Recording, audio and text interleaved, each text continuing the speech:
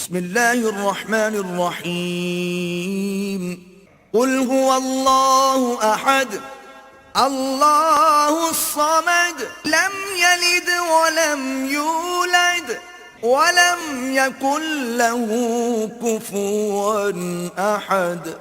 السلام علیکم ورحمۃ اللہ وبرکاتہ۔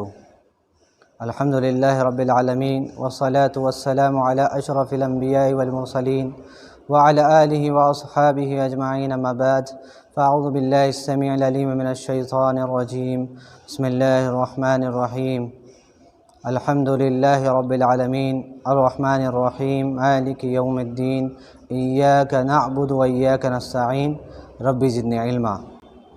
محترم ناظرین، آئیے ہم دیکھتے ہیں کہ جو توحید کی جو تین قسمیں ہم نے بتائی تھیں کہ توحید کی جو ہے تین قسمیں، تین اس کے مراتب ہوتے ہیں کہ اللہ کے کاموں میں اس کو ایک سمجھنا۔ اس کو اصطلاح میں قدیم زمانے سے لے کر آج تک بڑے بڑے علماء نے اپنی کتابوں میں اس کو لکھا ہے۔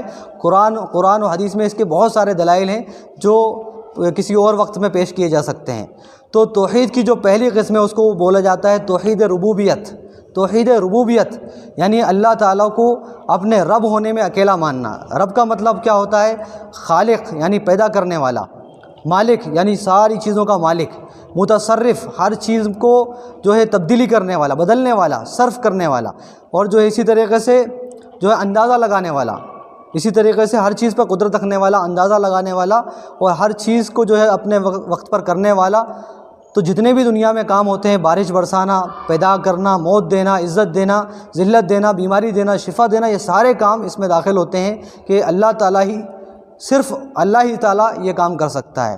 اور دوسری جو قسم ہے وہ توحید الوہیت یعنی عبادت کی جتنی قسمیں، جیسے نماز ہے، روزہ ہے، زکوٰۃ ہے، قربانی ہے، دعا ہے، اسی طریقے جتنی بھی قسم عبادت کی جو قسمیں، رکوع ہے، سجدہ ہے، یہ سب جو ہے اللہ کے لیے ادا کرنا، صرف اور صرف اللہ کے لیے ادا کرنا، یہ توحید الوہیت کہلاتا ہے۔ دوسری قسم ہے، اسے توحید عبادت بھی کہتے ہیں، یعنی عبادت کی جتنی شکلیں صرف اللہ کے لیے۔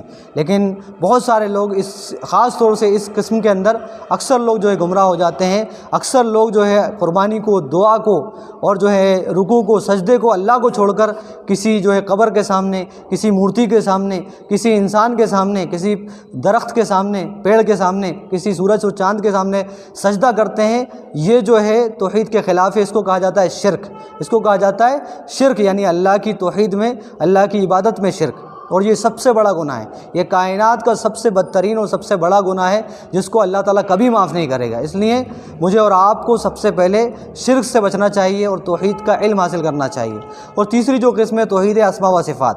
توحید اسماء و صفات کا مطلب ہوتا ہے کہ سب سے پہلے تو اسماء یعنی اللہ تعالیٰ کا جو نام ہے اللہ، یہ نام کسی اور کے اندر نہیں پایا جا سکتا۔ اس کی خصوصیت کیا ہے کہ اللہ جو ہے اس کی کوئی پلورل نہیں آتی ہے نا، جیسے ایشور ایشوروں، بھگوان بھگوانوں، دوسرے جو نام ہیں ان کی پلورل آتی ہے، بہت ساری چیزیں۔ اللہ جو ہے الہ سے بنا ہے اور اس کی کوئی پلورل نہیں آتی، اور یہ صرف اور صرف ایک عبادت گزار مالک اور معبود کے لیے بولا جاتا ہے جو اللہ ہے۔ اور اسی طریقے سے اس کا الرحمن نام ہے، الرحیم ہے، العلیم ہے، الخبیر ہے، البصیر ہے، السمیع ہے۔ تو یہ سارے جو نام ہیں، اس کی جو نام کے اندر جو معنی اور صفت جو پائی جاتی ہے، صرف اس صفت کو، اس معنی کو صرف اللہ کے لیے خاص کرنا، یہ توحید اسماء و صفات کہلاتی ہے۔ جو ہے اس میں بھی ہمیں جو ہے اسی کے لیے خاص کرنا چاہیے۔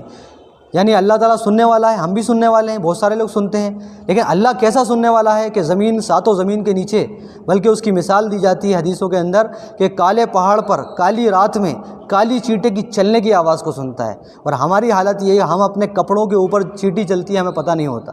تو یہ فرق ہے کہ اللہ کی جو نام اور صفتیں اس میں اللہ کے لیے خاص کرنا اس کے لیے، لیکن یہ بھی ایسی چیز ہے اسماء و صفات کا راستہ بہت سارے لوگ پہلے سے لے کے اب تک اس میں بھی بہت سارے لوگ گمراہ ہو گئے، بہت سارے لوگ بھٹک گئے کہ اللہ کی صفت میں انہوں نے غلو کر دیا یا اللہ کی صفت کا انکار کر دیا۔ تو اس کا بھی ہم کو علم حاصل کرنا چاہیے۔ تو یہ تین بنیادی قسمیں توحید ربوبیت، توحید الوہیت، اور تیسری قسم ہے توحید اسماء و صفات۔ یہ توحید کی بنیادی تین قسمیں ہیں قرآن و حدیث کی روشنی میں۔ قدیم علماء سے لے کر جدید سب لوگوں کا اس پر اتفاق ہے الحمدللہ۔ تو اللہ تعالیٰ سے دعا ہے کہ اللہ تعالیٰ ہمیں توحید کی ان قسموں کو جان کر اس کے تقاضوں، جو بہت سارے تقاضے ہیں اس کے، ان کو پورا کرنے کی توفیق عطا فرمائے، آمین۔ السلام علیکم ورحمۃ اللہ وبرکاتہ۔